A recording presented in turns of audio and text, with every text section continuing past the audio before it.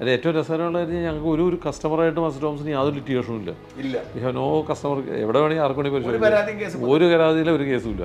ഞങ്ങളൊരു customer touch points create ചെയ്തിട്ടുണ്ട്. അതായത് ഒരാൾ ഫ്ലൈറ്റ് നമ്മുടെ ഇത് മേടിക്കാൻ വരികയാണെങ്കിൽ അതിൻ്റെ കല്ലിടുന്ന ദിവസം മുതൽ കീ ഹാൻഡ് ഓവർ ചെയ്യുന്ന ദിവസം വരെ അവരുടെ പാർട്ടിസിപ്പേഷൻ നമ്മൾ ഉറപ്പാക്കും. ഇതൊന്നും സ്റ്റാറ്റ്യൂട്ടറിയായിട്ട് ഗവൺമെൻറ് പറഞ്ഞിരിക്കുന്ന കാര്യങ്ങളല്ല, നമ്മൾ ചെയ്യുന്ന കാര്യങ്ങളാണ്.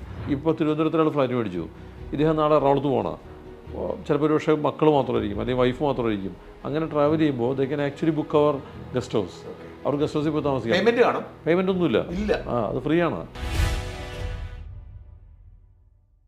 നമസ്കാരം, ഷൂട്ട് സൈറ്റിലേക്ക് സ്വാഗതം. കഴിഞ്ഞ 2 പതിറ്റാണ്ടായി കേരളത്തിലെ ഏറ്റവും പ്രധാനപ്പെട്ട ഒരു ബിസിനസ് മേഖലയാണ് റിയൽ എസ്റ്റേറ്റ്. അതിൻ്റെ ഒരു ശക്തി കൂടിയും കുറഞ്ഞു വരിക്കും. ഒരു കാലത്ത് റിയൽ എസ്റ്റേറ്റ് തരംഗമായിരുന്നു. ഒരുപാട് കമ്പനികൾ റിയൽ എസ്റ്റേറ്റ് രംഗത്തേക്ക് വന്നു. പിന്നീട് ചില സ്ഥാപനങ്ങൾ തകർന്നു പോയ കാഴ്ച നമ്മൾ കണ്ടു. ചിലരൊക്കെ പൊട്ടിപ്പോയി, ആളുകൾക്ക് പണം പോയി, അങ്ങനെ ഒരു ഡിമുണ്ടാകുന്നു. പിന്നീട് വീണ്ടും വലിയ പ്ലേയേഴ്സ്, അതായത് നമ്മുടെ സ്വർണ്ണക്കടക്കാർ പോലും റിയൽ എസ്റ്റേറ്റ് രംഗത്തേക്ക് വരുന്നു. എന്നാൽ ഇതിനൊന്നും ബാധിക്കാതെ മുമ്പോട്ട് പോകുന്ന ചില സ്ഥാപനങ്ങളുണ്ടായി. അതിലൊന്നാണ് അസറ്റ് ഹോംസ്.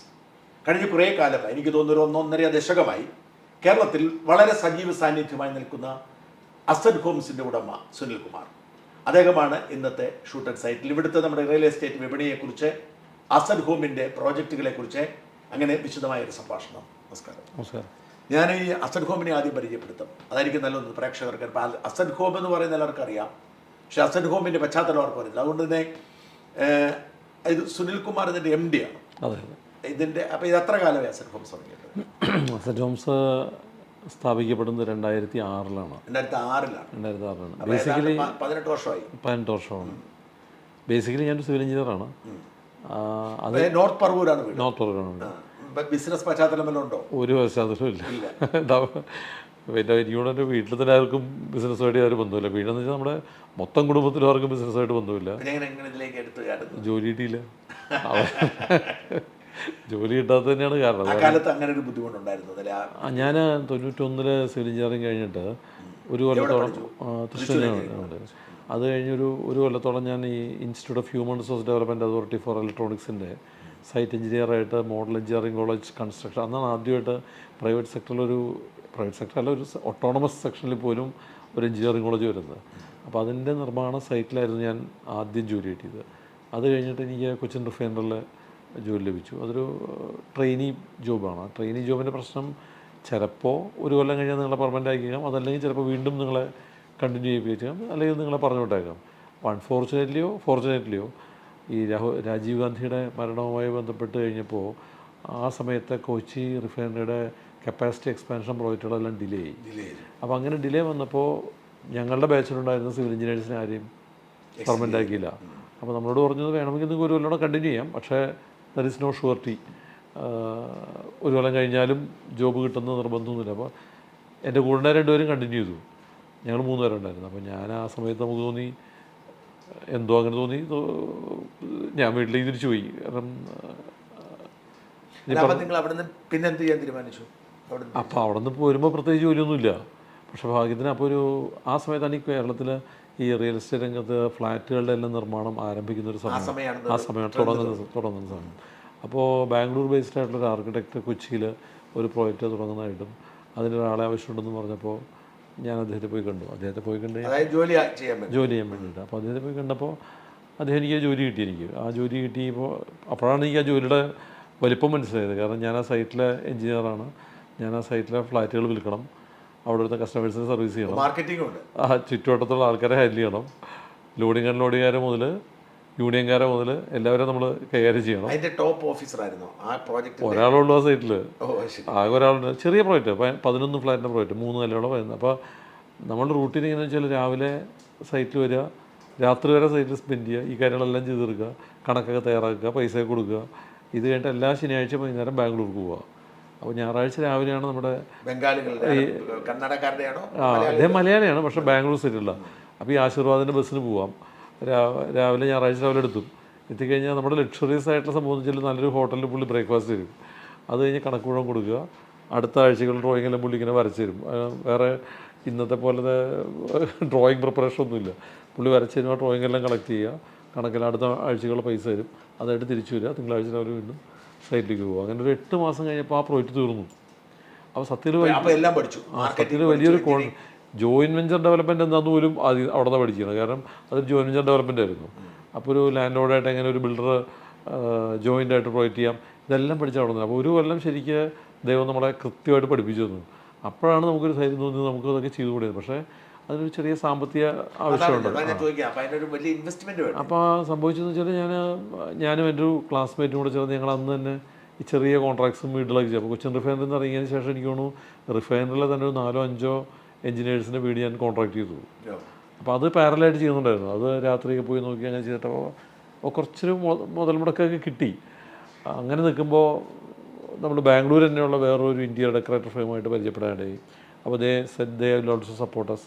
അങ്ങനെ ഞാനും എൻ്റെ ക്ലാസ്മേറ്റിനോട് ചേർന്നിട്ട് ഞങ്ങൾ ഒരു ഇതേപോലത്തെ വളരെ ചെറിയ ബിൽഡർ ഫേം ഇതേപോലത്തെ ഒരു 3 നില ഫ്ലാറ്റ് ഒരു ലാൻഡ് നമുക്ക് ജോയിൻ വെഞ്ചറിന് കിട്ടി. അങ്ങനെ എറണാകുളത്ത് വിദ്യാനഗറിൽ ആദ്യത്തെ പ്രോജക്റ്റ് ചെയ്തു. അപ്പോൾ അതിൻ്റെ പേരിട്ടത് അതിൻ്റെ ആ പ്രോജക്റ്റ് കലാത്മക് റെസിഡൻസി എന്നായിരുന്നു. കമ്പനി ആയിരുന്നില്ല, ഒരു ചെറിയ പ്രോജക്റ്റ്. അങ്ങനെ ഞാനും എൻ്റെ ക്ലാസ്മേറ്റിനോട് അങ്ങനെ ഞങ്ങളൊരു 15ഓളം പ്രോജക്റ്റുകൾ ചെയ്തു. ചെറിയ എല്ലാം 3 നില.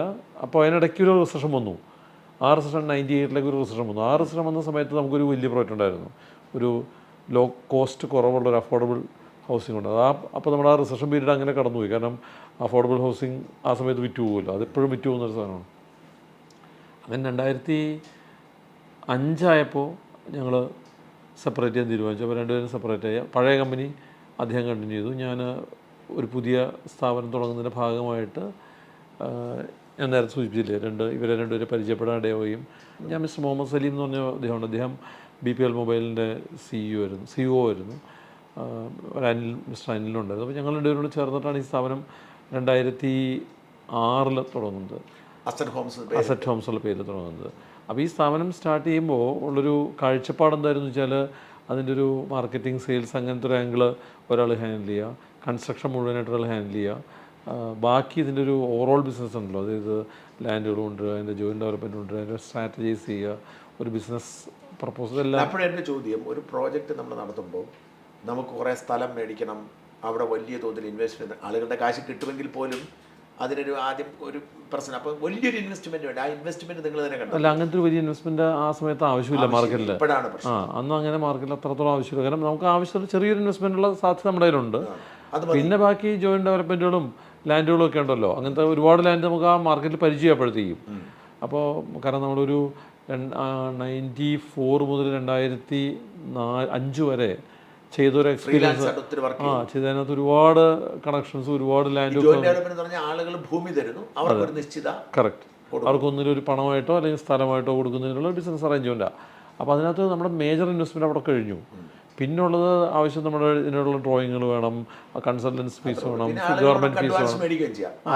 അന്ന് ഈ പറഞ്ഞ റിയൽ എസ്റ്റേറ്റ് റെഗുലേറ്ററി തൊട്ട് നിയമങ്ങളൊന്നുമില്ല. അപ്പോൾ ചിലപ്പോൾ പ്രീ ഇൻവെസ്റ്റ്മെൻ്റ് ആയിട്ട് ചില ആൾക്കാർ വരും. അപ്പോൾ ഫണ്ട്സൊക്കെ മൊബൈലൈസ് ചെയ്യാൻ പറ്റും. പക്ഷേ അതിനകത്ത് ഞാൻ മനസ്സിലാക്കിയ ഒരു കാര്യം വെച്ചാൽ ഒരു പാർട്ട്ണർഷിപ്പോ അല്ലെങ്കിൽ അങ്ങനത്തെ ഒരു സ്ഥാപനമോ നമ്മൾ ക്രിയേറ്റ് ചെയ്യുമ്പോൾ ശരിക്കും നമുക്ക് ആവശ്യം നമ്മുടെ കഴിവുകളിൽ ഇല്ലായ്മ അല്ലെങ്കിൽ നമ്മളുടെ ന്യൂനത പരിഹരിക്കുന്ന ആൾക്കാർ വന്നാലേ ഇത് പൂർണ്ണമായിട്ട് സജ്ജമായി പോവുള്ളൂ. അങ്ങനെയാണ് നിങ്ങൾ മാർക്കറ്റിങ്ങിന് ഒരാളെയും അങ്ങനെയാണ് നമ്മൾ ധരിച്ചത്. പക്ഷേ നമ്മൾ ആ മാർക്കറ്റിലേക്ക് വരുമ്പോഴോ അല്ലെങ്കിൽ പ്രോജക്റ്റ് ചെയ്യാനായിട്ട് തുടങ്ങുമ്പോൾ നമുക്ക് മനസ്സിലാവുമെന്ന് വെച്ചാൽ നമുക്കുള്ള ചില ന്യൂനതകൾ പരിഹരിക്കാനായിട്ട് ഇവർക്ക് പറ്റില്ല എന്ന് തോന്നുമ്പോഴാണ് എന്താ പറയുക അതിൻ്റെ മാറ്റം വരുന്നത്. പിന്നെ അപ്പോൾ ഒരു ഓർഗനൈസേഷൻ ചേഞ്ച് വരുന്നു. അങ്ങനെ 2013 വരെ 2005 മുതൽ ഒരു 6 വർഷത്തോളം. അപ്പോൾ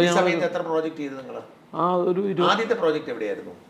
ഞങ്ങൾ അസറ്റ് ഹോംസ് സ്റ്റാർട്ട് ചെയ്തപ്പോൾ ഞങ്ങൾ 6 പ്രോജക്റ്റുകൾ ഒന്നിച്ച് സ്റ്റാർട്ട് ചെയ്തത്. ആ സമയത്ത് തുടങ്ങിയത് അങ്ങനെയാണ്. കാരണം അത്രത്തോളം പ്രോജക്റ്റുകൾ നമുക്ക് ആ ജോയിൻ വെഞ്ചറിനൊക്കെ ആയിട്ട് കയ്യിലുണ്ടായിരുന്നു ആ സമയത്ത്. അപ്പോൾ ഇതിൻ്റെ തുടക്കം ആരെങ്കിലും ലാൻഡ് തരണമല്ലോ. അപ്പോൾ ആ ഭാഗത്ത് നമുക്ക് യാതൊരു കുഴപ്പമുണ്ടായിരുന്നില്ല. കാരണം അത്രയും ലാൻഡുകൾ നമുക്ക് എറണാകുളത്തായിരുന്നു. എല്ലാ പ്രോജക്റ്റുകളും കാക്കനാടല്ല, കാക്കനാടുണ്ടായിരുന്നു, ടൗണിലുണ്ടായിരുന്നു, പല സ്ഥലങ്ങളിലായിട്ടായിരുന്നു. അതിൽ 3 പ്രോജക്റ്റുകൾ ചെറിയ പ്രോജക്റ്റും 3 പ്രോജക്റ്റുകൾ വലിയ പ്രോജക്റ്റുകളും. അങ്ങനെ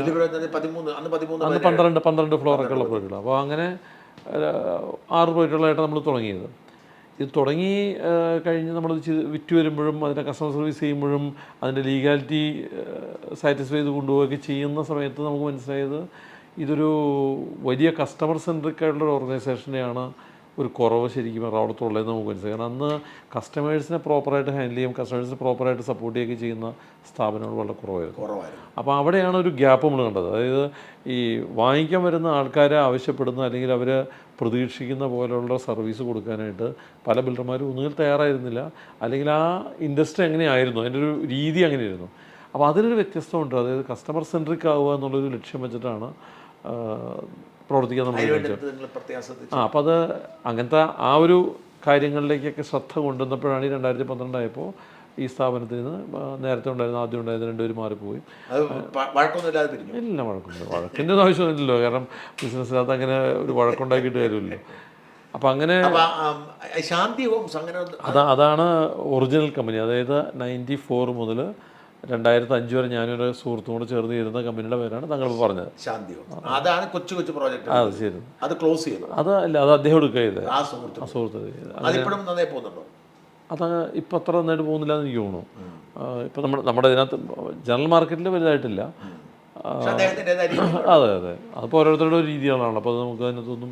അപ്പോൾ അത് കഴിഞ്ഞിട്ട് ഈ പ്രോജക്റ്റുകൾ ശരിക്കും അപ്പോൾ 2012 മുതലാണ് അസറ്റ് ഹോംസ് ഒരു വിഷനോട് കൂടിയിട്ട് പ്രവർത്തിക്കാനായിട്ട് തുടങ്ങുകയും. അല്ല, അതിലേക്ക് വരാം.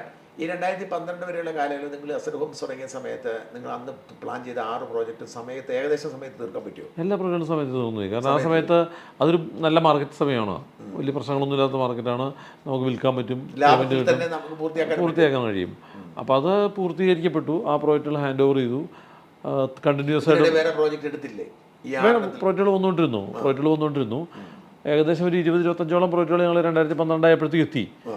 ആ സമയത്ത് നമ്മൾ ട്രിവാൻഡ്രത്തെ പ്രോജക്റ്റ് ഒന്നും സ്റ്റാർട്ട് ചെയ്തു, ഒരു പ്രോജക്റ്റ് കണ്ണൂരും സ്റ്റാർട്ട് ചെയ്തു. അതിനുശേഷമാണ് ബീച്ചിലെടുത്തത്. അതിനുശേഷമാണ് അതിനുശേഷം നമ്മൾ പുതിയ ഒരു ലക്ഷ്യം വെച്ച് മുന്നോട്ടേക്ക് പോകാനുള്ള തീരുമാനം. അപ്പം നിങ്ങൾ ഈ എല്ലാ പ്രോജക്റ്റും നിങ്ങൾ തന്നെ കണ്ടിന്യൂ ഉള്ള പ്രോജക്റ്റെല്ലാം സുനിൽ തന്നെ ഏറ്റെടുത്തു? അതെ അതെ, കാരണം മറ്റൊരു പ്രോജക്റ്റുകളിലേക്ക് വന്നില്ലല്ലോ. അപ്പോൾ പ്രോജക്റ്റുകൾ നമ്മൾ അവർക്ക് കൊടുക്കാനുള്ളത് കൊടുത്ത് അവർ അത്രേ ഉള്ളൂ. അതിനുശേഷമാണ് നമ്മളൊരു കൃത്യമായിട്ടുള്ള ലക്ഷ്യബോധത്തോട് കൂടിയിട്ട് എങ്ങനെയായിരിക്കണം ഒരു റിയൽ എസ്റ്റേറ്റ് സ്ഥാപനം വർക്ക് ചെയ്യേണ്ടതെന്നുള്ളൊരു കാഴ്ചപ്പാട് കൂടിയിട്ട് അതിനെങ്ങനെ വികസിപ്പിക്കാം എന്നുള്ള തീരുമാനമൊക്കെ എടുത്ത് ഒന്ന് സ്ട്രാറ്റജൈസ് ചെയ്ത് നമ്മൾ ബിസിനസ്. അങ്ങനെ സ്ട്രാറ്റജൈസ് ചെയ്യുന്നതിൻ്റെ ഭാഗമായിട്ടാണ് അക്രോസ് കേരള പ്രോജക്റ്റുകൾ വന്നത്. ഇപ്പോൾ ഞങ്ങൾ കണ്ണൂർ, കോഴിക്കോട്, പാലക്കാട് തുടങ്ങുന്നുണ്ട്. ഇപ്പോൾ തൃശ്ശൂർ, എറണാകുളം, കോട്ടയം, പത്തനംതിട്ട, കൊല്ലം, ആലപ്പുഴ, തിരുവനന്തപുരം, കേരളത്തിലെ നമുക്ക് പ്രോജക്റ്റുകൾ ചെയ്യാൻ സാധിക്കുന്ന എല്ലാ ജില്ലകളിലും ഇപ്പോൾ 35 പ്രോജക്റ്റ് ഓൺഗോയിങ് ഉണ്ട്. പൂർത്തിയാക്കിയതോ 81 പ്രോജക്റ്റ് ഹാൻഡ് ഓവർ ചെയ്തു. 81. ഇതിൽ ഏറ്റവും വലിയ പ്രോജക്റ്റ് എവിടെയാണ്? ഏറ്റവും വലിയ പ്രോജക്റ്റ് ഇവിടെ തിരുവനന്തപുരത്താണ്. തിരുവനന്തപുരത്ത് കഴക്കൂട്ടത്ത് നിന്ന് മേനംകുളം എന്ന് പറയുന്ന സ്ഥലത്ത് 478 ഫ്ലാറ്റുകളുടെ പ്രോജക്റ്റ്, 6 ടവറുകളുള്ള. അത് കംപ്ലീറ്റ് ആയി, ഹാൻഡ് ഓവർ ചെയ്ത്. ഹാൻഡ് ഓവർ ചെയ്തപ്പോൾ എനിക്ക് ഒരു 2016-17 ഹാൻഡ് ഓവർ ചെയ്ത് പോയി. തിരുവനന്തപുരത്ത് ഇപ്പം ഉണ്ട്. തിരുവനന്തപുരത്ത് ഓൺഗോയിങ് പ്രോജക്റ്റ് ഉണ്ട്. തിരുവനന്തപുരത്ത് ഇപ്പോൾ ഇന്നിപ്പോൾ ഞങ്ങളൊരു പ്രോജക്റ്റ് കല്ലിട്ടുള്ളൂ, ശാസ്ത്രമംഗലത്ത്. ശാസ്ത്രമംഗലത്ത് ഒരു പുതിയ പ്രോജക്റ്റ് ഇന്ന് ഞങ്ങൾ സ്റ്റാർട്ട് ചെയ്തു. സ്ഥലം കിട്ടും. പഴയ വീടുകളും അങ്ങനത്തെ പൊളിച്ചു മാറ്റിയിട്ടുള്ള ലാൻഡ് കിട്ടും. ഇതിപ്പോൾ നല്ല ലൊക്കേഷനാണ്, നല്ല മെയിൻ റോഡ് തന്നെ. ശാസ്ത്രമംഗലം മെയിൻ ഉറപ്പായിട്ടും മറ്റതിനേക്കാൾ. കാരണം ബാക്കി എല്ലാ പ്രോജക്റ്റും ഇപ്പം വരുന്നത് ഈ കഴക്കൂട്ടം. അതെ, ആക്കുളം. അല്ല, അതാണ് പുതിയ തിരുവനന്തപുരം. പക്ഷേ ഇതൊരു ട്രഡീഷണൽ ഹബ്ബ് എന്നുള്ള നിലയ്ക്ക് ശാസ്ത്രമംഗലത്തിനൊക്കെ വലിയ ഡിമാൻഡുണ്ട്. കാരണം വലിയ ഡിമാൻഡാണ്. അതെ അതെ. അപ്പോൾ അങ്ങനെ ഇപ്പം നിങ്ങൾ എങ്ങനെയാണ് ഈ അസറ്റ് ഹോംസ് ഏത് തരത്തിലാണ് ശ്രദ്ധിക്കുന്നത്? എങ്ങനെയാണ് ഇതിൻ്റെ ശ്രദ്ധ? അല്ല, അപ്പോൾ ഞാൻ പറയാം, അതായത് ഈ അങ്ങനെ ഒരു വളരെ കൃത്യമായിട്ടുള്ള സ്ട്രാറ്റജീസ് ചെയ്ത് ഞങ്ങൾ വർക്ക് ചെയ്യാൻ തുടങ്ങുന്ന ഒരു. എന്താണ് സ്ട്രാറ്റജീസ്? ഒന്നാമത്തെ കാര്യം ഈ കസ്റ്റമർ സെൻട്രിസിറ്റി എന്ന് പറയുന്ന കാര്യമാണ്. ഞങ്ങൾക്കൊരു 7000-ഓളം പേര് ഞങ്ങളുടെ ഇത് വീടുകൾ മേടിച്ചിട്ടുണ്ട്. 7000 ഫാമിലി എന്ന് പറഞ്ഞ ഒരു മിനിമം 25,000 പേര് രാത്രി ഉറങ്ങുന്നത് അസറ്റ് ഹോംസിൻ്റെ വീടുകളിലാണ്. അപ്പോൾ അത്തരം പിന്നെ വളരെ നല്ല കണക്ഷനുണ്ട് നമ്മുടെ കമ്മ്യൂണിറ്റി. അതിൽ ഏറ്റവും രസകരമുള്ള കാര്യം, ഞങ്ങൾക്ക് ഒരു കസ്റ്റമറായിട്ടും അസറ്റ് ഹോംസിന് യാതൊരു ലിറ്റിഗേഷനും ഇല്ല. We have no customer. എവിടെ വേണമെങ്കിൽ ആർക്കു വേണമെങ്കിൽ പരിശോധിക്കാം. ഒരു പരാതിയില്ല, ഒരു കേസും ഇല്ല. ഒരു കേസും ഇല്ല. നമ്മൾ നടത്തിക്കൊണ്ടുപോകുന്നത്. ഒരു 81ഓളം അസോസിയേഷൻസ് ഉണ്ട്. ഒരു അസോസിയേഷനായിട്ട് ഞാൻ കേസില്ല. ഞാനിപ്പോൾ സംസാരിക്കുമ്പോൾ അറിയാതെ എൻ്റെ ഈ മറ്റ് കമ്പനികളുടെ പേര് വന്ന് അവർക്കൊരു ബുദ്ധിമുട്ടുണ്ടാക്കണം. കാരണം എനിക്കാണെങ്കിൽ പലരുടെയും തട്ടിപ്പ് വിട്ടപ്പോൾ എനിക്കറിയാം എല്ലാവർക്കും പരാതിയാണ്. അപ്പോൾ ഒരു പരാതി ഇല്ല എന്ന് പറയുന്നത് അദ്ദേഹം പറഞ്ഞ റിയൽ എസ്റ്റേറ്റ് റെഗുലേറ്ററി അതോറിറ്റിയിൽ പരിശോധിക്കാം. കൺസ്യൂമർ കോർട്ടുകളിൽ പരിശോധിക്കാം, വെബ്സൈറ്റുകളിൽ ഇപ്പോൾ ഇതുണ്ട്, ആൾക്കാർക്ക് മൗത്ത് ഷോട്ട് എന്തൊക്കെ പറഞ്ഞ ചില സംഭവമില്ല, അതിനകത്തൊക്കെ ആൾക്കാർ കയറി പോസ്റ്റ് ചെയ്യാം, മോശമായിട്ടൊക്കെ എഴുതിയിടാം. ഇവിടെ വേണമെങ്കിൽ പരിശോധിക്കാം. കാരണം അവിടെ ഒന്നും ഒരു പരാതി എത്താൻ ഞങ്ങളെ ചോദിക്കുക. ചില കംപ്ലൈൻ്റ് ഒക്കെ ഉണ്ടാവും, കൺസ്ട്രക്ഷൻ്റെ ഡിഫക്റ്റുകളോ അല്ലെങ്കിൽ ചില പ്രശ്നം. ഇപ്പോൾ ഈ പുറത്തുള്ള ആൾക്കാരും ബംഗാളികളൊക്കെ പണിയുമ്പോൾ ഒന്ന് കണ്ണടച്ച ഒരു മിസ്റ്റേക്ക് ഉണ്ടാവും. അപ്പോൾ അത്തരം മിസ്റ്റേക്കുകൾ നമ്മൾ റെക്ടിഫൈ ചെയ്ത് കൊടുക്കണം, അല്ലാതെ നമ്മൾ അതിന് തർക്കിച്ചിട്ട് കാര്യമില്ലല്ലോ. അപ്പോൾ അത്തരം പ്രശ്നങ്ങൾ അതായത് ഒരു കസ്റ്റമർ ഒരു വീട് വാങ്ങിക്കഴിഞ്ഞ് ചില പരാതിയായിട്ട് വന്നാലും നമ്മൾ പരിഹരിക്കാൻ പറ്റും. പിന്നെ തീർച്ചയായിട്ടും അങ്ങനെ ഒരു പ്രശ്നം ഉണ്ടാവാതിരിക്കാനുള്ള പ്രോസസ് നമ്മൾ സെറ്റ് ചെയ്യാറുണ്ട് ഇപ്പോൾ. അപ്പോൾ അതുകൊണ്ട് തന്നെ വലിയ പ്രശ്നങ്ങളൊന്നും ഇല്ലാണ്ട് നമുക്ക് ഒരു ഫുൾ പ്രൂഫായിട്ടുള്ള പ്രൊഡക്റ്റ് കൊടുക്കാൻ പറ്റും. 4 കാര്യങ്ങൾ, അതായത് 1 പ്രൊഡക്റ്റിൻ്റെ ക്വാളിറ്റി, 2 അതിൻ്റെ ഒരു safety aspects during construction, after construction, താമസിക്കുന്നവരുടെയും ചുറ്റുവട്ടത്തുള്ളവരുടെയും, പ്ലസ് അതിൻ്റെ ഒരു ടൈം ലൈൻ. അത് വളരെ ഇമ്പോർട്ടൻ്റ് ആയിട്ടുള്ള കാര്യമാണ്, പറഞ്ഞ സമയത്ത് പണി തീർക്കുക എന്നുള്ളത്. 4 ഇതിൻ്റെ ഒരു കോസ്റ്റ് ഫാക്ടർ. ഈ കോസ്റ്റ് എപ്പോഴും വാല്യൂ ഫോർ മണി ആയിരിക്കണം. നമ്മൾ ഒരാളുടെ ഒരു പണം മേടിച്ച് ആ പണത്തിന് തത്തുല്യമായിട്ടുള്ള മൂല്യം ഉണ്ടെന്ന് കസ്റ്റമർക്ക് തോന്നിയില്ലെങ്കിൽ then there can be a problem. കാരണം അയക്കൊന്നും ഞാൻ ഈ പൈസ മുഴുവൻ കൊടുത്തിട്ട് എനിക്ക് നല്ല മൂല്യമുള്ള സാധനം കിട്ടിയില്ലെന്ന്. അപ്പോൾ ആ മൂല്യം ആൾക്കാർക്ക് തോന്നണം. അതായത് they should feel that it's value for money എന്ന് തോന്നണം. അപ്പോൾ ആ മൂല്യം കൊടുക്കണം. ഈ 4 കാര്യങ്ങളിൽ ഞങ്ങൾ ഒരു കോംപ്രമൈസും ചെയ്യില്ല. ഈ 4 കാര്യങ്ങളിൽ ഇതുവരെ ഞങ്ങൾക്ക് കോംപ്രമൈസ് ചെയ്യേണ്ടി വന്നിട്ടില്ല. അതുകൊണ്ട് തന്നെ പ്രോജക്റ്റുകൾ സമയത്തിന് കൊടുക്കാൻ പറ്റിയിട്ടുണ്ട്, ക്വാളിറ്റിയുള്ള പ്രൊഡക്റ്റ് കൊടുക്കാൻ പറ്റിയിട്ടുണ്ട്. പിന്നെ അത് നമ്മളെപ്പോഴും കോമ്പീറ്റ് ചെയ്യണം നമ്മുടെ മുമ്പിലത്തെ പ്രോജക്റ്റിനോടാണ്. ആ പ്രോജക്റ്റിനെക്കാട്ടിലും കുറച്ചും കൂടെ അപ്ഗ്രേഡ് ചെയ്യാനാണല്ലോ അടുത്ത പ്രോജക്റ്റ് നമ്മൾ നോക്കുക. അപ്പോൾ നാച്ചുറലി അതിനകത്ത് ഈ കാഴ്ചകളുടെ ഭംഗിക്ക് അപ്പുറത്ത് ഫങ്ഷണലി കൂടി പ്രോജക്റ്റ് നന്നായിരിക്കണം. അല്ലെങ്കിൽ ഈ പറഞ്ഞ ഏത് സമയത്ത് നമുക്ക് പ്രശ്നം ഉണ്ടാവാം. അപ്പോൾ അത്തരം പ്രശ്നങ്ങളില്ലാത്ത രീതിയിലുള്ള പ്രൊഡക്റ്റുകൾ ക്രിയേറ്റ് ചെയ്യുന്നതിന് നമുക്കൊരു നല്ല ടീമുണ്ട്. ഇപ്പോൾ അതിനുള്ളൊരു എക്സ്പീരിയൻസ് ഉള്ള പ്രോസസ്സ് ഉണ്ട്. അല്ല അത് ഞാൻ പറയാം. അതായത് ഇതിനകത്ത് കംപ്ലൈൻ്റ് എന്ന് പറയാൻ പറ്റില്ല. കംപ്ലൈൻ്റ് എന്ന് പറഞ്ഞാൽ ഒരു ഡിഫക്റ്റ് ഉണ്ടെന്ന് അർത്ഥം. കംപ്ലൈൻ്റ് എന്ന് പറയാൻ പറ്റില്ല. ചില കസ്റ്റമേഴ്സ് ചില അവരുടേതായ നീഡ്സ് ഉണ്ടാവും. അത് നമുക്ക് സാറ്റിസ്ഫൈ കൊടുക്കാൻ പറ്റണം. കാരണം നമ്മൾ വരച്ച് വയ്ക്കുന്ന ഒരു സ്റ്റാൻഡേർഡ് പ്ലാൻ തന്നെ എല്ലാ കസ്റ്റമർക്കും ഇഷ്ടപ്പെടണമെന്നില്ല. അപ്പോൾ കസ്റ്റമൈസേഷൻ എന്ന് പറയുന്നൊരു ഭാഗമുണ്ട്. ആദ്യം ഒരാൾ ഫ്ലാറ്റ് ബുക്ക് ചെയ്തതിനകത്തുള്ള ചില മാറ്റങ്ങൾ, അതിനുള്ള സൗകര്യങ്ങൾ, അതിനുള്ള എന്താ പറയുക ചർച്ചകൾ നടത്താനുള്ള വേദികൾ, അതിനുള്ള അഡ്വൈസറി, ഈ കാര്യങ്ങളെല്ലാം നമ്മൾ കൃത്യമായിട്ട് ചെയ്യും.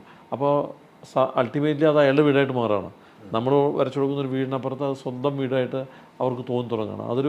ഒരു സംവിധാനമാണ്. പിന്നെ ഞങ്ങളൊരു കസ്റ്റമർ ടച്ച് പോയിൻറ്റ്സ് ക്രിയേറ്റ് ചെയ്തിട്ടുണ്ട്. അതായത് ഒരാൾ ഫ്ലാറ്റ് നമ്മളിൽ നിന്ന് മേടിക്കാൻ വരികയാണെങ്കിൽ അതിൻ്റെ കല്ലിടുന്ന ദിവസം മുതൽ കീ ഹാൻഡ് ഓവർ ചെയ്യുന്ന ദിവസം വരെ അവരുടെ പാർട്ടിസിപ്പേഷൻ നമ്മൾ ഉറപ്പാക്കും. ആ സമയത്തുള്ള കസ്റ്റമേഴ്സിനെ നമ്മൾ അതിനകത്തെല്ലാം പങ്കെടുപ്പിക്കും. അത് സാമ്പിൾ അപ്പാർട്ട്മെൻറ്റ് ചെയ്യുമ്പോഴാണെങ്കിലും, ഫർണിഷ്ഡ് യൂണിറ്റ് കാണിച്ചു കൊടുക്കുമ്പോഴാണെങ്കിലും, ഒരു പ്രോജക്റ്റിൻ്റെ അവസാനത്തെ ക്വാണ്ടിറ്റി ചെയ്യുന്ന ദിവസം വർക്കേഴ്സ് നമ്മളൊരു സദ്യ കൊടുക്കുന്ന ദിവസമാണെങ്കിലും, ഇതിലെല്ലാം നമ്മൾ ഈ കസ്റ്റമേഴ്സിൻ്റെ ഒരു പ്രാതിനിധ്യം കൊണ്ടുവരും. ഇതൊന്നും സ്റ്റാറ്റ്യൂട്ടറി ആയിട്ട് ഗവൺമെൻറ് പറഞ്ഞിരിക്കുന്ന കാര്യങ്ങളല്ല, നമ്മൾ ചെയ്യുന്ന കാര്യങ്ങളാണ്. അപ്പോൾ അതിൽ ഞങ്ങൾ മനസ്സിലാക്കിയത് അവിടെ നമ്മൾ കസ്റ്റമർ നമ്മളൊരു അസറ്റിൻ്റെ ഫാമിലിയിലേക്ക് വരികയാണ് അവർ ആക്ച്വലി. അപ്പോൾ അങ്ങനത്തെ ഒരു സാഹചര്യം സൃഷ്ടിക്കാൻ കഴിഞ്ഞപ്പോഴാണ് ഞങ്ങൾക്ക് മനസ്സിലായത് ഈ കസ്റ്റമർ സർവീസ് ഡിപ്പാർട്ട്മെൻറ്റ് എന്ന് പറഞ്ഞ ഡിപ്പാർട്ട്മെൻറ്റ് ശരിക്കും പറഞ്ഞാൽ തെറ്റാണ്. കസ്റ്റമർ സർവീസ് അങ്ങനെ ഡിപ്പാർട്ട്മെൻറ്റിലില്ല ശരിക്കും പറഞ്ഞാൽ. കസ്റ്റമർ സാറ്റിസ്ഫാക്ഷൻ ഡിപ്പാർട്ട്മെൻറ്റ് അങ്ങനത്തെ ഡിപ്പാർട്ട്മെൻറ്റുകളൊന്നുമില്ല. ശരിക്കും പറഞ്ഞു കഴിഞ്ഞാൽ കസ്റ്റമർക്ക് നമ്മൾ കൊടുക്കാനായിട്ട് ബാധ്യതയുള്ളതിനപ്പുറത്ത് നമുക്ക് കൊടുക്കാൻ പറ്റുന്ന ഒരു സംവിധാനമാണ് നമ്മൾക്ക്. അങ്ങനെയാണ് ഞങ്ങൾ 2013 കസ്റ്റമർ ഡിലൈറ്റ് ഡിപ്പാർട്ട്മെൻറ്റ് ഉണ്ടാക്കിയത്. ഈ കസ്റ്റമർ ഡിലൈറ്റ് ഡിപ്പാർട്ട്മെൻറ്റ് 17 വ്യത്യസ്ത സേവനങ്ങൾ കൊടുക്കുന്നുണ്ട് കസ്റ്റമർക്ക്. അത് പ്രത്യേകിച്ച് നമ്മുടെ കസ്റ്റമർ പ്രൊഫൈലിന് ആവശ്യമായിട്ടുള്ള സേവനമുണ്ട്. ഇപ്പോൾ NRIs ആയിട്ടുള്ള കസ്റ്റമേഴ്സ് ഉണ്ട്. അപ്പോൾ അവരെ സംബന്ധിച്ചിടത്തോളം അവരുടെ വീടുകൾ ഇവിടെ പൂട്ടിക്കിടക്കുകയാണ്. അവർ നാട്ടിൽ വന്നു ആദ്യത്തെ 5 ദിവസം വീട് വൃത്തിയാക്കാനും ക്ലീൻ ചെയ്യാനും നടക്കാമെന്ന് പറഞ്ഞാൽ വലിയ ബുദ്ധിമുട്ടാവില്ലേ.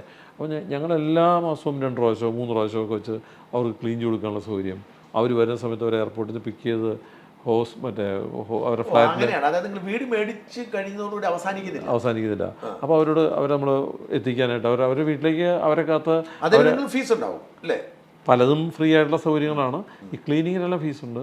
ഈ എയർപോർട്ട് ഡ്രോപ്പ് വൺസിൻ്റെ ഇയറൊക്കെ ഫ്രീ ആയിട്ടുള്ള സർവീസാണ്. അപ്പോൾ നമ്മളവരെ കസ്റ്റമറെ അവരൊന്നിറങ്ങുമ്പോൾ അവരെ കാത്തൊരാൾ നിൽപ്പുണ്ടല്ലോ, അവരുടെ ബിൽഡറോടെ കാത്ത് നിൽക്കുന്നുണ്ട്. അവരെ നമ്മുടെ ഫ്ലാറ്റിൽ കൊണ്ടാക്കാനായിട്ട് വണ്ടി ഉണ്ടാവും. നമ്മുടെ ആൾക്കാരോടെ കൊണ്ട് ഡ്രോപ്പ് ചെയ്യും, കീം കാര്യങ്ങളെല്ലാം കൊടുക്കാനുള്ള സൗകര്യം കൊടുക്കും. അതുപോലെ ഒരുപാട് ഈ കസ്റ്റമർക്ക് ഈ വീട് വാടകയ്ക്ക് വല്ലതും കൊടുക്കണമെന്നുണ്ടെങ്കിൽ ഞങ്ങൾ ചെയ്ത് കൊടുക്കും. ആ കാര്യങ്ങൾ സംവിധാനമുണ്ട്. അതായത് അസറ്റ് ഹോംസിന്റെ തന്നെ ആളുകൾ വീട് വാടകയ്ക്ക് കൊടുക്കുന്നത് നിങ്ങൾ അത് സെപ്പറേറ്റ് ഡിപ്പാർട്ട്മെന്റ്. അങ്ങനെ 17 സേവനങ്ങൾ ഞങ്ങൾ കൊടുക്കുന്നുണ്ട്. ഇന്ത്യയിൽ ആദ്യമായിട്ട് ഫ്ലാറ്റുകൾക്ക് 25 കൊല്ലത്തെ ഇൻഷുറൻസ് കൊടുത്ത് ഞങ്ങളാണ് ഫ്രീ ആയിട്ട്. ഫ്ലാറ്റ് മേടിച്ച് കീ ഹാൻഡ് ഓവർ ചെയ്യുമ്പോൾ കീയും ഡീഡും എല്ലാം കൊടുക്കുന്നതിലൂടെ 25 ഇയറിൻ്റെ ഇൻഷുറൻസ് കവറേജൂടെ ഞങ്ങൾ കൊടുക്കുന്നുണ്ടായിരുന്നു. ഞങ്ങൾ തന്നെ ചെയ്യും. അപ്പോൾ ഞങ്ങളത് നെഗോഷിയേറ്റ് ചെയ്ത് ഈ പ്രൊഡക്റ്റ് എല്ലാ പ്രോജക്റ്റുകളും ചേർത്തെടുക്കുമ്പോൾ ഞങ്ങൾക്ക് അത് ചെറിയ കോസ്റ്റിന് ഇടും. അവരൊറ്റയ്ക്ക് പോയിട്ട് ചെയ്യുമ്പോൾ വലിയ കോസ്റ്റായി പോകും. കത്തിപ്പോയാൽ എന്ത് നാച്ചുറൽ കലാമിറ്റീസോ ഫ്ലഡോ ഇപ്പോൾ ചുഴലിക്കാറ്റോ ഇടിമിന്നലേക്കുകയോ അല്ലെങ്കിൽ ഈ പറഞ്ഞ പോലെ ടെററിസ്റ്റ് ആക്ടിവിറ്റി വരികയോ എല്ലാം ഇതിനകത്ത് അത്തരം ഒരു കാഷ്വാലിറ്റി ആയിട്ട് വരുന്ന കാര്യങ്ങളിലെല്ലാം അത് കവറേഡ് ആയിരിക്കും. കോമ്പൻസേഷൻ എത്രയാണ് ഫുൾ കോസ്റ്റ്? ഫുൾ കോസ്റ്റ് കിട്ടും. അപ്പോൾ അതിനുള്ള അതായത് അവർ ഫ്ലാറ്റ് വാല്യൂവിന് നമ്മൾ ഇൻഷുറൻസ് കൊടുക്കുന്നത്. അപ്പോൾ അങ്ങനെ ഇൻഷുറൻസ് നമ്മൾ ചെയ്യുന്നുണ്ട്. ഇപ്പോൾ റീസെൻ്റ്ലി ഗവൺമെൻറ് ഓഫ് ഇന്ത്യ ഒരു മാറ്റം വരുത്തി 25 കൊല്ലം കൊടുക്കാൻ പാടില്ല, 10 കൊല്ലം കൊടുക്കാൻ പാടുള്ളൂ എന്നാക്കി. അത് ഇൻഷുറൻസ് കമ്പനികൾ എനിക്ക് തോന്നുന്നു അങ്ങനെ ഒരു നിയമം ഉണ്ടാക്കിച്ചെടുത്തു. കാരണം ഇത് 25 കൊല്ലം വലിയ ബാധ്യതയാണല്ലോ. അപ്പോൾ ഞങ്ങളിത് വൺ ടൈം കൊടുക്കുമ്പോൾ അത് പ്രോപ്പറായിട്ട് ഈ 2018 ഫ്ലഡിൽ ഞങ്ങൾക്ക് അനുഭവമാണ്. 2018 ഫ്ലഡ് വന്നപ്പോൾ പല സ്ഥലങ്ങളിലും ഈ ബേസ്മെൻറ്റ് ഫ്ലോറിലൊക്കെ വെള്ളം കയറിയും ചില എക്യുപ്മെൻറ്റ്സ് ഒക്കെ മോശമായി പോവുകയൊക്കെ ചെയ്യുന്ന സമയത്ത് ഇൻഷുറൻസ് കമ്പനികൾ കവർ കൊടുക്കും. അപ്പോൾ അന്നാണ് ഞങ്ങൾ പക്ഷേ ഇത് ഇങ്ങനൊരു സംഭവം ഉണ്ടാകുന്നതിന് മുമ്പ് ഞങ്ങളിത് ചെയ്തിരുന്നു. ഞങ്ങളിതിൽ മനസ്സിലാക്കിയത് അതിനും ഒരു 3 കൊല്ലം 2015 വിശാഖപട്ടണത്തിൽ വലിയ ചുഴലിക്കാറ്റ് വന്നു. അപ്പോൾ അന്നേരം ഈ ഫ്ലാറ്റുകൾ ഇപ്പോൾ അന്ന് ലോൺ കൊടുക്കുന്ന ബാങ്കുകൾ ഇൻഷുർ ചെയ്യിപ്പിക്കും. അതെന്നു വെച്ചാൽ അവരുടെ ആ ലോൺ എമൗണ്ട് സെക്യൂർ ആക്കാനായിട്ടാണ് വേണ്ടിയിട്ടാണ്. പക്ഷേ കോമൺ ഏരിയക്കൊന്നും ചെയ്യില്ല. അപ്പോൾ ഞങ്ങൾ അന്ന് നമ്മൾ വായിച്ചിട്ട് സംഭവിച്ചാൽ ഈ കോമൺ ഏരിയയിൽ കാറ്റടിച്ചു, പലതും തകർന്നു പോയി, അങ്ങനത്തെ ആ പ്രശ്നങ്ങളൊക്കെ പരിഹരിക്കാൻ വേണ്ടിയിട്ട് ഇൻഷുറൻസ് ഉണ്ടായിരുന്നില്ല എന്ന് വായിച്ചതിൽ നിന്നാണ് നമുക്ക് ഇങ്ങനത്തെ ഒരു തോന്നൽ വന്നത്. ഇത് ഒരാവശ്യമുണ്ട്, നീഡാണ്. മൊത്തത്തിൽ ചെയ്യും ഞങ്ങൾ. അവിടുത്തെ എല്ലാ ഫെസിലിറ്റിയും എല്ലാം അടക്കം ഒരു ഫ്ലാറ്റ് ആണോ അതോ നിങ്ങളുടെ ആ പ്രോജക്റ്റ് മൊത്തം പ്രോജക്റ്റ് നിങ്ങൾ ഇൻഷുറൻസ് കമ്പനിയായിട്ട് ധാരണ എത്തുന്നത് അവിടെയുള്ള എല്ലാവരെയും ഒരു ഇൻഡിവിജ്വലിന്റെ മാത്രമല്ല. അപ്പൊ അവിടെ ഏത് ഫ്ലാറ്റിനോടായാലും അത് റെക്കവർ. അപ്പൊ അത്രയും വലിയ തുകയ്ക്കാണ് നിങ്ങൾ ചെയ്യുന്നത്. അതെ. അപ്പോൾ ഞങ്ങൾക്കൊരു ഗുണം വെച്ചാൽ ഞങ്ങളൊരു സമയത്ത് 10-20 ടവറുകൾ ഒന്നിച്ചാണ് ചെയ്യുന്നത്. അപ്പോൾ you get A better value. ഇത് രസം എന്ന് വെച്ചാൽ ഞങ്ങൾ ഈ ഇൻഷുറൻസ് വലിയ തുകയാണ്. ഒരു സ്ക്വയർ ഫീറ്റിന് നമുക്കൊരു ഞങ്ങളെ സമയം ഒരു സ്ക്വയർ ഫീറ്റ് 25 രൂപയോളം ഞങ്ങൾക്ക് എക്സ്പെൻസ് വരും. വലിയ തുകയാണ്. പക്ഷെ വേറെ കാര്യം അത് കൊടുക്കുന്നൊരു മനസ്സമാനം വളരെ വലുതാണ്, വളരെ വലിയ മനസ്സമാനം. കാരണം കസ്റ്റമർക്ക് വളരെ കാരണം അവരെ സംബന്ധിച്ചിടത്തോളം അവരുടെ മൊത്തം മുതൽ മുടക്കും ഇൻഷുർഡായി. ഞങ്ങൾ ഈ പ്രൊഡക്റ്റ് ആവശ്യപ്പെട്ട് നാഷണൽ ഇൻഷുറൻസ് കമ്പനി പോലത്തെ കമ്പനികളെ സമീപിച്ചപ്പോൾ അവർ പറഞ്ഞു അവർക്ക് അങ്ങനത്തെ ഒരു പ്രൊഡക്റ്റ് ഇല്ലയെന്ന് ഇന്ത്യയിൽ.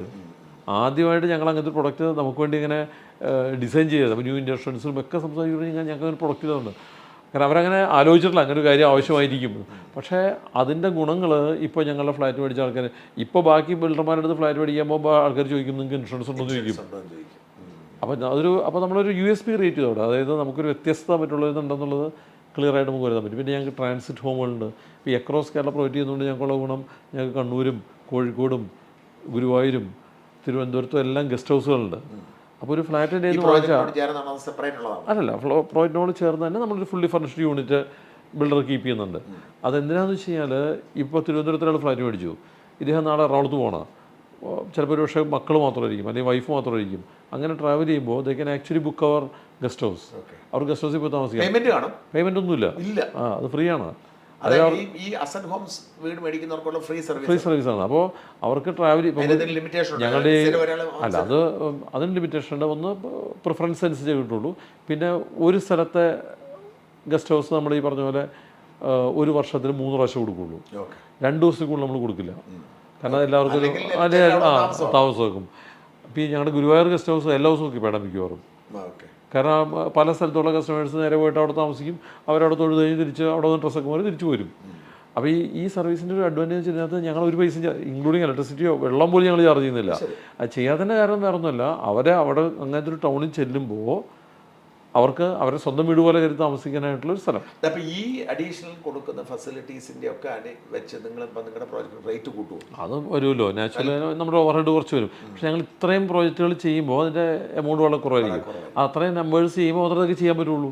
ഇപ്പോൾ തിരുവനന്തപുരത്ത് മാത്രം പ്രോജക്റ്റ് ചെയ്യുന്ന ഒരാൾക്ക് ഈ സർവീസ് കൊടുക്കാൻ പറ്റില്ല. അപ്പോൾ ഞാനിപ്പോൾ കോമ്പറ്റീഷൻ വരുമ്പോഴേ ഇപ്പം ഞാൻ പറഞ്ഞു ഇപ്പം നിങ്ങളുടെ എതിരാളിയുടെ കമ്പനിയുടെ പ്രോജക്റ്റ് നിങ്ങളുടെ കമ്പനി ഇപ്പം ഈ ചതുരശ്ര അടിയുടെ റേറ്റ് വ്യത്യാസം ഇച്ചിരി കൂടുതൽ വരത്തില്ലേ? അപ്പോൾ വ്യത്യാസം ഉണ്ടാവും. അപ്പോൾ അത് മാർക്കറ്റിൽ അത് പക്ഷേ ബാധിക്കില്ല. അതിൻ്റെ കാരണം എന്ന് വെച്ചാൽ കസ്റ്റമർ ആക്ച്വലി നോക്കുന്നത് ഇതെല്ലാം കൃത്യമായിട്ട് കിട്ടുന്നുണ്ടെങ്കിൽ ഇതൊക്കെ കസ്റ്റമറുടെ നീഡാണ്. ഇതൊരു പെയിൻ പോയിൻ്റ് ആണല്ലോ. ഒരു കസ്റ്റമർ ഇവിടെ താമസിച്ചു, അദ്ദേഹം ട്രാവൽ ചെയ്യണു, വേറെ സ്ഥലത്തേക്ക് പോകണം, അവിടെ പോകുമ്പോൾ ഒരു ഹോട്ടലിൽ പോയി താമസിക്കുന്നതിന് പകരം ഇങ്ങനൊരു സർവീസ് കിട്ടും, വളരെ സെക്യൂർഡായിട്ടുള്ള സേഫായിട്ടുള്ള സ്ഥലത്ത് ഫാമിലി ഒറ്റയ്ക്ക് പോയാൽ പോലും താമസിക്കാമെന്നൊക്കെ പറയുന്നൊരു സർവീസ് കിട്ടുമ്പോൾ, പ്രത്യേകിച്ച് NRIസിന് കിട്ടുമ്പോൾ, ഇപ്പോൾ മക്കൾ പഠിക്കുന്ന വേറെ സ്ഥലത്താണ് ഒരു ദിവസം പോയി കാണണം, അങ്ങനെയൊക്കെ ചെയ്യുമ്പോൾ ആ സൗകര്യങ്ങൾ ശരിക്കും പറഞ്ഞാൽ കസ്റ്റമർ സർവീസുകൾ അവർ ആഗ്രഹിക്കുന്ന സർവീസാണ്. അപ്പോൾ അത് നമ്മൾ പ്രൊവൈഡ് ചെയ്യുമ്പോൾ ഒരു ചോയ്സ്, അതിപ്പോൾ 2 ബിൽഡർമാരെ വെച്ച് കമ്പയർ ചെയ്തിട്ട് ഏത് എടുക്കണം എന്ന് ആലോചിക്കുമ്പോൾ തീർച്ചയായിട്ടും ഞങ്ങളുടെ ഈ സർവീസുകൾക്കും ഈ ഡിലൈറ്റ് അഡ്വാൻറ്റേജുകൾക്കും എല്ലാം ഒരു വെയിറ്റേജ് കിട്ടും. അപ്പോൾ ദെൻ അവിടെ പിന്നെ പൈസയല്ല പിന്നത്തെ കാര്യം. പിന്നെ വാല്യൂ അല്ല പ്രശ്നം. പിന്നെ അവർ ആലോചിക്കുന്നത് ഈ സർവീസ് എല്ലാം ഉണ്ടല്ലോ, so that's an additional benefit me എന്നുള്ള തോന്നൽ അവർക്കുണ്ടാവും. ഇതുപോലെ മാറ്റി എന്താണ് ഇപ്പോൾ പറഞ്ഞ കുറേ രസം. അപ്പോൾ ഈ ഡിലേ ഡിപ്പാർട്ട്മെൻറ്റ് ഞങ്ങളങ്ങനെ ക്രിയേറ്റ് ചെയ്തു. ആ ഡിലേ ഡിപ്പാർട്ട്മെൻറ്റാണ് ശരിക്കും പറഞ്ഞാൽ 2013 ഞങ്ങൾക്കൊരു ടേണിംഗ് പോയിൻ്റ് വന്നത്. അവിടുന്ന് വലിയ രീതിയിലുള്ള സെയിൽസ് ക്രിയേറ്റ് ചെയ്യാനായിട്ട് നമുക്ക് സാധിച്ചിട്ടുണ്ടായിരുന്നു. പിന്നീട് റിയൽ എസ്റ്റേറ്റ് രംഗത്ത് ഒരുപാട് തുടക്കങ്ങൾ ഞങ്ങൾ കൊണ്ടുവന്നിട്ടുണ്ട്. ഒരു ബ്രാൻഡ് അംബാസഡറെ കൊണ്ടുവന്നത് ഞങ്ങളാണ്, ഒരു പ്രോജക്റ്റിൻ്റെ ആൾക്കാരിലേക്ക് പരിചയപ്പെടുത്താനായിട്ട് പൃഥ്വിരാജും ആശാ ശരത്തും. അത് രണ്ടും വളരെ സ്പെസിഫിക് ആയിട്ടുള്ള കാരണം കൊണ്ട് കാരണം ഇതിന് ശേഷം കുറച്ചും കൂടെ പഠിക്കാൻ ഈ ഭാഗ്യമുണ്ടായി. അപ്പോൾ ഞാൻ ഹാർവാർഡിൽ പോയി, IIM പോയി. അപ്പോൾ അവിടെ നിന്നൊക്കെ പഠിച്ച IIM ഞാൻ പോസ്റ്റ് ഗ്രാജുവേഷൻ ചെയ്തത്. റിയൽ എസ്റ്റേറ്റ് ഹാർവാർഡിലും പോസ്റ്റ് ഗ്രാജുവേഷൻ ചെയ്തു ഇതിനിടയിൽ. അതെല്ലാം ഈ പറഞ്ഞ പോലെ എന്താ പറയുക, ഒരു 3 മാസം കൂടുമ്പോൾ 15 ദിവസം പോലുള്ള അങ്ങനത്തെ കോഴ്സുകളൊക്കെ ആയിരുന്നു. അപ്പോൾ അത്തരം കോഴ്സുകളൊക്കെ ചെയ്തപ്പോൾ നമുക്ക് മനസ്സിലായത് റിയൽ എസ്റ്റേറ്റ് എന്ന് പറയുന്നത് അക്രോസ് വേൾഡ് ഓരോ സ്ഥലത്തും വ്യത്യാസമാണ്. It's very local. തിരുവനന്തപുരത്ത് ഫ്ലാറ്റ് വിൽക്കുന്ന പോലെ അല്ല എറണാകുളത്ത് ഫ്ലാറ്റുകൾ വിറ്റുപോകുന്ന രീതിയിലല്ല കോഴിക്കോട്. ഇനി ഇവിടത്തെ പോലെ ഒന്നുമല്ല അമേരിക്കയിൽ. അപ്പോൾ വളരെ ലോക്കലാണ് ഈ പ്രോജക്റ്റ്. അപ്പോൾ നമ്മളൊരു അക്രോസ് കേരള ചെയ്യാൻ ശ്രമിക്കുകയാണെങ്കിൽ പോലും ആ ഒരു ലോക്കൽ ഫ്ലേവർ എല്ലായിടത്തും നമുക്ക് കൊണ്ടുവരാൻ പറ്റണം. എന്നാൽ മാത്രമേ നമുക്കത് സക്സസ്ഫുള്ളായിട്ട് ചെയ്യാൻ പറ്റുള്ളൂ. അപ്പോൾ അതിനാവശ്യമായിട്ടുള്ള കുറേ ഘടകങ്ങളുണ്ട്. അതായത് ഫ്ലാറ്റുകളുടെ വലിപ്പത്തിന് മുതൽ തുടങ്ങുന്നത്. ഇപ്പോൾ കോഴിക്കോട് ചെയ്യുന്ന 3 ബെഡ്റൂം ഫ്ലാറ്റിൻ്റെ വലിപ്പമല്ല തിരുവനന്തപുരത്ത് അവിടെ കുറച്ചുകൂടെ വലുതായിരിക്കും. അപ്പോൾ അതിന് പിന്നെ അവിടെ ഫാമിലി റൂമും ഡൈനിങ് റൂമും കൂടെ, ലിവിങ് റൂമും ഡൈനിങ് റൂമും കൂടെ ഒരു ഫാമിലി റൂം കൂടെ വേണം. മിക്കവാറും ഫ്ലാറ്റുകൾ അങ്ങനത്തെ ഫ്ലാറ്റുകൾ ആൾക്കാർ താല്പര്യം കോഴിക്കോടേക്ക് പോകുമ്പോൾ. അതായത് നമ്മൾ ലിവിങ് റൂം ഡൈനിങ് റൂം എന്നുള്ള പറയുമല്ലോ, അത് കൂടാതെ ഒരു സെപ്പറേറ്റ് ഫാമിലി റൂം കൂടെ ചെയ്യും നമ്മൾ കോഴിക്കോടൊക്കെ ചെയ്യുമ്പോൾ. 3 റൂം ഉണ്ടാവും. അതായത് കുറച്ചുകൂടെ പ്രൈവസി ഉള്ളവരെ ഇരുത്താനുള്ള സ്ഥലം വേറെ വേണം ഫ്ലാറ്റിലും. അപ്പോൾ ഇതൊക്കെ ഞാൻ ചെറിയ ഉദാഹരണം പറഞ്ഞതാണ്. അത് ഓരോ മുറികളുടെ വലിപ്പത്തിനകത്തും ടോയ്ലറ്റിൻ്റെ സൗകര്യങ്ങളിലും എല്ലാം വ്യത്യാസമാണ്. അപ്പോൾ ഈ റിയൽ എസ്റ്റേറ്റ് എന്ന് പറയുന്ന ഒരു ബിസിനസ് എനിക്ക് തോന്നുന്നു ടൗൺ ടു ടൗൺ വേറെയാണ്, വളരെ ലോക്കലാണത്. അപ്പോൾ ആ ലോക്കലായിട്ടുള്ള കാര്യങ്ങളൊക്കെ ചെയ്യും. ഒപ്പം തന്നെ ഒരു കുടക്കീഴിൽ വരികയും വേണം. അപ്പോൾ അതിന് നമ്മൾ ചെയ്യേണ്ടത് വെച്ചാൽ നമുക്കൊരു ഒരു കസ്റ്റോഡിയൻ വേണം, അല്ലെങ്കിൽ ഒരു മുഖം വേണം. അങ്ങനെയൊക്കെ ആലോചിച്ചപ്പോഴാണ് നമ്മൾ പൃഥ്വിരാജിനെ കൊണ്ടുവരാൻ തിരിഞ്ഞത്. പൃഥ്വിരാജിനെ കൊണ്ടുവരാൻ തിരിഞ്ഞതിൻ്റെ കാരണം പൃഥ്വിരാജ് എനിക്ക് 10 വർഷത്തിൽ കൂടുതലായി കണ്ടിന്യൂ ചെയ്യണം. അത് അന്ന് ആലോചിച്ചിട്ടില്ല. അല്ല, അതാണ് ഞാൻ പറഞ്ഞത്. അതിനകത്തൊരു പോയിന്റ്, നമ്മളൊരു ബ്രാൻഡ് അംബാസഡർ സെലക്ട് ചെയ്യുമ്പോൾ എങ്ങനെ ഒരു ബ്രാൻഡ് അംബാസഡർ സെലക്ട് ചെയ്യണം എന്നുള്ളതൊരു ടോപ്പിക്കായിരുന്നു ഞാൻ പഠിച്ചപ്പോൾ. ആ ടോപ്പിക് അതിൽ പഠിപ്പിക്കുന്നതെന്ന് വെച്ചാൽ ഇപ്പോൾ ഹാർവാർഡിൽ അവരുടെ പഠിപ്പിച്ചൊരു പോയിന്റ് എന്ന് വെച്ചാൽ നിങ്ങൾ സ്വയം ആലോചിക്കുക. നിങ്ങളിപ്പോൾ കാറുകളെ പറ്റി ആലോചിക്കുക. എന്നിട്ട് നിങ്ങളിപ്പോൾ ചെയ്യുന്ന ബിസിനസ് ഒരു മീഡിയ ആണെന്ന് ചോദിച്ചൊരു മീഡിയ സ്ഥാപനം തന്നെയാണെങ്കിൽ പോലും നിങ്ങൾക്ക് ആലോചിക്കാം, ഞാൻ ഈ ഒരു കാറായിരുന്നെങ്കിൽ ഞാൻ ആരായിരിക്കും എന്ന് ആലോചിക്കാം. അപ്പോൾ പറയാം, മറുനാടൻ മലയാളി എന്ന് പറയുന്ന മീഡിയ സ്ഥാപനം ഒരു ടൊയോട്ടയാണോ എന്നാലോചിക്കാം, അല്ലെങ്കിൽ ഒരു അംബാസഡറാണോ എന്നാലോചിക്കാം. അപ്പോൾ അംബാസഡർ അല്ല നമുക്ക് ഉത്തരം കിട്ടി. അംബാസഡർ അല്ല, നമ്മൾ പഴയ അങ്ങനത്തെ അല്ല. നമ്മൾ ബെൻസാണോ? ബെൻസ് അല്ല. അപ്പോൾ നിങ്ങൾ എന്താണെന്ന് ആദ്യം കണ്ടെത്തുക, സ്വയം മനസ്സിലാക്കുക. അപ്പോൾ ഞങ്ങളങ്ങനെ ആലോചിച്ചപ്പോൾ അസറ്റ് ഹോംസ് ഒരു ടൊയോട്ടയാണ്. കാരണം വെച്ചാൽ ഞങ്ങൾ ബെൻസൊന്നുമല്ല, ഞങ്ങൾ ബെൻസോ BMW കാറ്റഗറി അല്ല, അംബാസഡറും മാരുതി അല്ല, ഞങ്ങൾ ടൊയോട്ടയാണ്. അത് കാരണം വെച്ചാൽ ഞങ്ങൾ എല്ലാ കാറ്റഗറി സർവീസ് ചെയ്യുന്നുണ്ട്. അതായത് എന്നാൽ ക്വാളിറ്റി നല്ലതായിരിക്കും. മേടിച്ച് പുറത്തേക്ക് ഇറങ്ങിയാൽ വില കുറയില്ല, വില റീസെയിലുണ്ടാവും. ടൊയോട്ടയുടെ അങ്ങനത്തെ ഒരുപാട് ഗുണം. ടൊയോട്ട കാർ മാത്രമാണ് നമുക്ക് ശരിക്കും പറഞ്ഞാൽ റീസെയിൽ വില വരുന്നത്. അപ്പോൾ ഞങ്ങളുടെ ഫ്ലാറ്റ് 10 കൊല്ലം കഴിഞ്ഞ് വിറ്റാലും അതിന് ആവശ്യക്കാരുണ്ട്, വില കിട്ടും. അപ്പോൾ ഞങ്ങൾ മനസ്സിലാക്കിയത് ഞങ്ങൾ ടൊയോട്ടയാണ് തിരിച്ചത്. അപ്പോൾ ടൊയോട്ടയാണെന്ന് തിരിച്ചറിയുന്ന പോലെ തന്നെ നിങ്ങളുടെ പ്രൊഡക്റ്റിൻ്റെ ഫേസ് ആവാൻ പറ്റിയ ആളാരാണ്. അപ്പോൾ ഞങ്ങൾ മമ്മൂട്ടി സാറിനെ ബ്രാൻഡ് അംബാസഡർ ആയി കഴിഞ്ഞാൽ ആൾക്കാർ ചിരിക്കും. കാരണം അദ്ദേഹം വലിയൊരു സൂപ്പർ സ്റ്റാറും ഞങ്ങളൊരു സാധാരണ അതാണ് പോയത്. അപ്പോൾ നമുക്ക് മാച്ച് ആവണില്ല. അപ്പോൾ അങ്ങനെ ആലോചിച്ചപ്പോൾ അന്നത്തെ കാലത്ത് ഞങ്ങൾക്ക് പറ്റിയ ആൾ പൃഥ്വിരാജാണ്. കാരണം പൃഥ്വിരാജ് ഉയർന്നു വരുന്നൊരു താരമാണ്, വേറെ കുഴപ്പങ്ങളൊന്നുമില്ല. എന്നാൽ ആൾക്കാർക്കൊരു താല്പര്യമുള്ള ആളാണ്, വിശ്വസിക്കാമെന്നൊരു തോന്നലുണ്ട്. അപ്പോൾ ആ ധാരണയിൽ നിന്നാണ് ഞങ്ങൾ പൃഥ്വിരാജിലേക്ക് വന്നത്. ഇത് തുറന്നു പറയുന്നത് സംഭവിച്ചില്ല. പക്ഷേ പൃഥ്വിരാജിൻ്റെ പിന്നെ കിട്ടിയ സിനിമകളൊക്കെ കുറച്ചും കൂടെ ഒരു എന്താ പറയുക ആക്ഷൻ ഹീറോ മനസ്സിലായില്ല. ആ സമയത്ത് തന്നെ ഈ പുള്ളി ഒരു ആക്ഷൻ ഹീറോ പോലെ, ഈ ആക്ഷൻ ഹീറോ പോലെ ആകുമ്പോഴുള്ള കുഴപ്പമെന്ന് വെച്ചാൽ ഞങ്ങളാണെങ്കിൽ കസ്റ്റമർ സർവീസിലേക്ക് പോകണം. അപ്പോൾ കസ്റ്റമർ സർവീസും ആക്ഷൻ ഹീറോയും മാച്ച് ചെയ്യില്ല. അപ്പോഴാണ് നമുക്ക് തോന്നിയത് ആ ഭാഗം, അതായത് ഈ ഡിലേഡ് സർവീസുകളുടെ ഭാഗം മാച്ച് ചെയ്യിക്കാനായിട്ടൊരു മുഖം വേണം. അപ്പോൾ അത് പൃഥ്വിരാജ് എത്രത്തോളം കറക്റ്റ് ആവുമെന്നുള്ള സംശയം വന്നപ്പോൾ we thought of introducing a lady face. അങ്ങനെയാണ് ഞങ്ങൾ ആശാ ശരത്തായിട്ട് സംസാരിക്കുന്നതും. ആശാ ശരത്ത് ഞങ്ങൾ പറയാൻ അന്ന് ആ സമയത്ത് എനിക്ക് തോന്നുന്നു എല്ലാ ദിവസവും 7 മണിക്ക് എല്ലാവരുടെ വീട്ടിലും ആശാ ശരത്ത് വരും. കാരണം അവരന്ന് സീരിയലിൽ തിളങ്ങിയേക്കുന്ന സമയമാണ്. അപ്പോൾ നമ്മുടെ വീട്ടിലെ ആളെപ്പോലെ ആൾക്കാർക്ക് തോന്നും. അപ്പോൾ അങ്ങനെയുള്ളൊരു മുഖം ഞങ്ങളവിടെ ഡിലൈറ്റ് സർവീസിൻ്റെ ബ്രാൻഡ് അംബാസഡറായിട്ട് ആശാ ചന്ദ്രനെ കൊണ്ടുവന്നു. ഈ പൃഥ്വി എടുക്കുമ്പോൾ ഉണ്ടായിരുന്ന സ്റ്റേച്ചർ അല്ല പൃഥ്വിയുടെ പിന്നീട് ഉണ്ടായത്? ഞങ്ങൾ അത്രയും വളർന്നില്ല. അല്ല, അപ്പം ഞാൻ ചോദിക്കുന്നത് ഇതനുസരിച്ച് നിങ്ങൾക്ക് അപ്പം ഒരു വർഷത്തേക്കല്ലേ സാധാരണ കരാർ ഇത് 3 വർഷത്തേക്കുള്ള 3 വർഷം. കാരണം നമ്മുടെ മാറുന്നതനുസരിച്ച് റേറ്റ് വലിയ വ്യത്യാസം അതുണ്ടാവും. ഇതിനകത്ത് ഈ പ്രശ്നം ഞങ്ങൾക്ക് ഒരിക്കലും ഒരു കൊല്ലത്തേക്ക് എടുക്കാൻ പറ്റില്ല. കാരണം ഒരു പ്രോജക്റ്റ് അനൗൺസ് ചെയ്യണ ദിവസം തീരേണ്ടത് തീരണവരെങ്കിലും ഒരാൾ വേണമല്ലോ. അല്ലെങ്കിൽ ആൾക്കാർ ഇന്നലെ പൃഥ്വിരാജ് പറഞ്ഞിട്ട് ഞാൻ ഈ ഫ്ലാറ്റ് മേടിച്ചു, അടുത്ത കൊല്ലം പൃഥ്വിരാജ് വന്നിട്ട് വേറൊരു കമ്പനിയുടെ ഫ്ലാറ്റ് പറഞ്ഞ് ചെയ്യാൻ പോയില്ലേ. കൊടപ്പനക്കുന്ന് നിങ്ങളുടെ തന്നെയാണോ? പൃഥ്വി വാരുവങ്ങാണ്ട് ഏതൊരു പ്രോജക്റ്റ് കൊടപ്പനക്കുന്നിലേക്ക് പോകുന്നത് പൃഥ്വി വന്ന് പൃഥ്വി നിങ്ങൾക്ക് മാത്രമേ ഉള്ളൂ? അത് മാത്രമേ ഉള്ളൂ. പൃഥ്വിരാജ് വന്നതിന് അവർ നമ്മുടെ പ്രോജക്റ്റ് തന്നെ ആയിരിക്കും. കൊടപ്പനക്കുന്ന് വട്ടിയൂർക്കാവായിരിക്കും. അല്ല, ഇവിടെ പേരുകടയിൽ നിന്ന് കൊടപ്പനക്കുന്ന് പോകുന്ന വഴിക്ക് കൊടപ്പനക്കുന്ന് പെട്രോൾ പമ്പ് അത് നമ്മുടെ പ്രോജക്റ്റാണ്. ഞാൻ അന്ന് ഞാൻ താമസിക്കുന്ന കൊടപ്പനക്കുന്ന്.